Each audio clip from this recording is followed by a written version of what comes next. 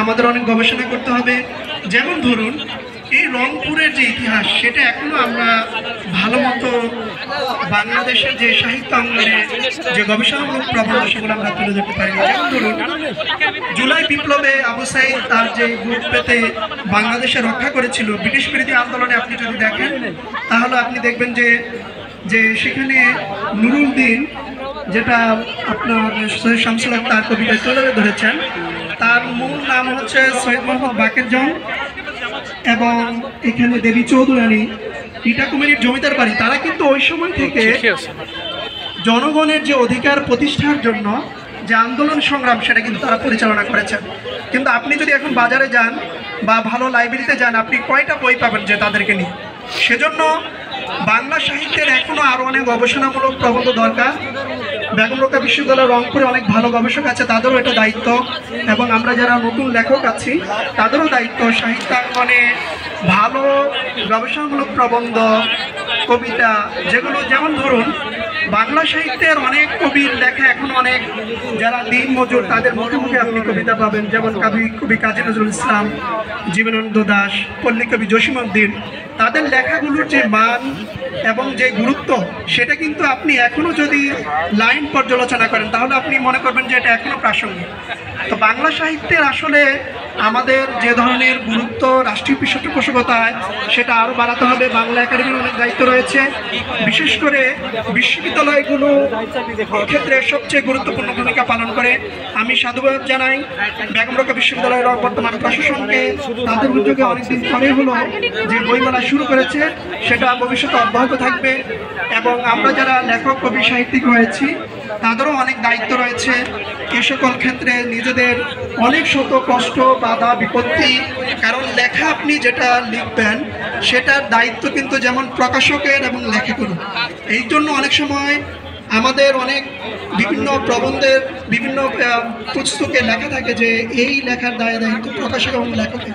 তা আমরা এমন কিছু লিখব, এমন কিছু বলবো যেগুলো আসলে সমাজের ক্ষেত্রে এবং আমাদের ভবিষ্যতে, যেমন কবি কাজী নজরুল ইসলাম সহ যে সকল কবি সাহিত্যিক রয়েছেন তাদের লেখা যেমন অনেকদিন পরেও প্রাসঙ্গিক, যেমন তেমনি আমাদের লেখা যেমন অনেকদিন পরেও প্রাসঙ্গিক থাকে।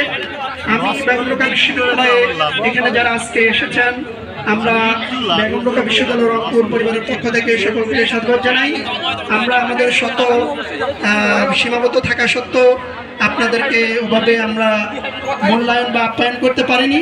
আমরা চেষ্টা করব সামনের বইমেলাগুলোতে আরও সুন্দরভাবে লেখক কবি সাহিত্যিকদেরকে আরও একটু যেভাবে ভালো হয় এবং দর্শক শ্রোতা যাতে আরও বৃদ্ধি পায় সেভাবে যাতে আমরা আরও আমাদের প্রোগ্রাম সাজাতে পারি সেই প্রত্যাশা আমরা ব্যক্ত করছি।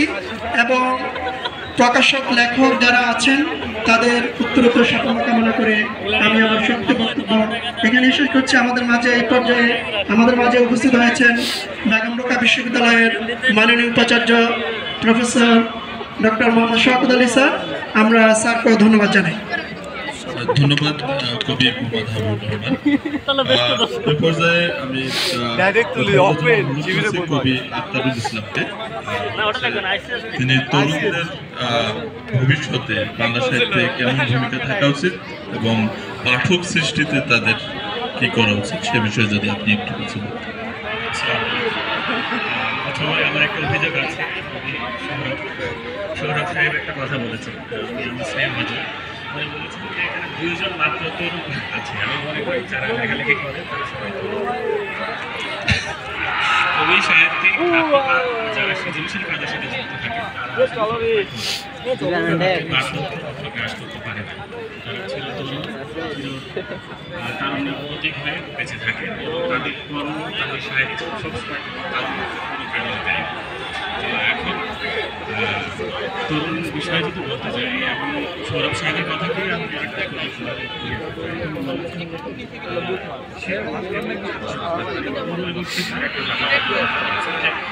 আমরা এগুলো সমাজ ব্যবস্থায় বসবাস করি যেখানে আমাদের কেউ শিক্ষক থাকে, সেরকম ক্ষেত্রে কবিদের ক্ষেত্রে কিন্তু কোনো না কোনো কবি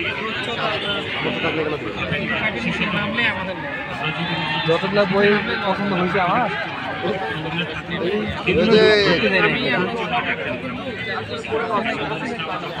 হতাশ হয়ে যেতে তার মুখভঙ্গ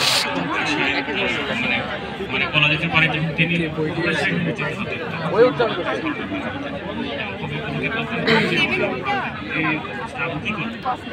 রবীন্দ্রনাথ কি বলুন আমি নিজেও তো অনেক আমার লেখনী এখন মনে হচ্ছে না অর্থ হারিয়ে ফেলছে লেখনী পূর্ণতা পাচ্ছে না।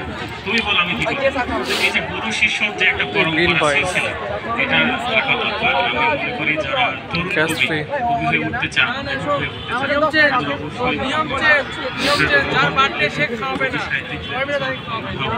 যারা সমাজে আমাদের দেশে যারা ভালো রয়েছেন আমি অনেককে নাম বলতে পারি। আমি ব্যক্তিগতভাবে যাদেরকে চিনি, যাদের কবিতা, যাদের লেখা, যাদের উপন্যাস অনুপ্রাণিত হয়, তাদের কাছে যাওয়ার যদি সুযোগ হয় অবশ্যই এই সুযোগ করে ঠিক হবে। কিন্তু তাদের কাছে যাওয়ার বা আশপাশে যারা ভালো লেখক কবি সাহিত্যিক আছে চিন্তা করছে তাদের শরণাপন্ন হওয়া যায়, তাদের সাথে কথা বলা যায়। এখনকার একটা সমস্যা হচ্ছে যিনি কবি, যিনি লেখক সাহিত্যিক, তিনি চান না তার লেখা কেউ দেখুক বা কেউ তার লেখা নিয়ে সমালোচনা করুক। এখন যিনি সমালোচনা ভয় পান, যিনি সমালোচনা পছন্দ করতে চান না বা সমালোচনা হাত ধরে না, তার পক্ষে ভালো লেখা সম্ভব না। তো তারুণ্য যারা তারুণ্যতার তারিত্ব, যারা তারুণ্যের প্রতীক বা তারুণ্য যাদের ভর করে তারা কিন্তু বিদ্রোহী বিপ্লবীরা কিন্তু বড় হয়। লেখালেখির ক্ষেত্রে ভাবটা দূর করা দরকার, সমস্যা দূর করা দরকার। আমাদের মনে করতে হবে আমরা এক ধরনের শিক্ষক, এক ধরনের ছাত্র, সবাই সবার কিছু না কিছু আমরা শিক্ষা লাভ করছি। আমাদের এই শিক্ষা লাভ করা গুরু শিষ্যর যে পরম্পরা সিলসিলা, এই সিলসিলাটা যদি ধরে রাখতে পারি তারুণ্য তরুণ যারা লেখক কবি সাহিত্য রয়েছে তারা পালক্রমে বা ওদের ভবিষ্যতে তারা অনেক ভালো লেখক হয়ে উঠবে। তবে যিনি লেখেন মানে যিনি হন না মানে যেই তরুণ লেখক হতে চান না কেন, তবে তাকে একটা ভাবতে হবে তার লেখা